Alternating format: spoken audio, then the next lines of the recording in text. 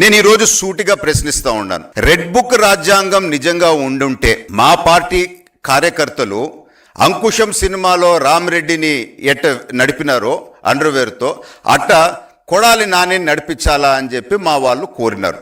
కానీ ఇంతవరకు అటువంటి కక్ష అటువంటి కేసులు ఏమన్నా జరిగినాయా?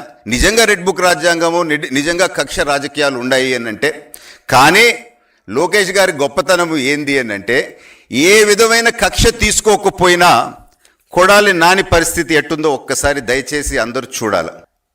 ఆ గడ్డం వేసుకొని గుట్కా నవల్తా ఇంతకుముందు నోటికొచ్చినట్టు మాట్లాడేవాడు కదా, ఇప్పుడు ఆ జుట్టు పోయింది, గుట్కా పోయింది, మనిషి సన్నగా అయిపోయినాడు, అన్నం తింటలేదు అని అంట.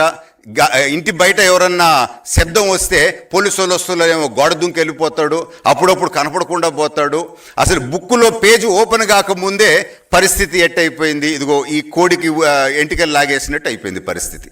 అది పవర్ ఆఫ్ తెలుగుదేశం పార్టీ, మా నాయకుడు లోకేష్ గారు అని చెప్పి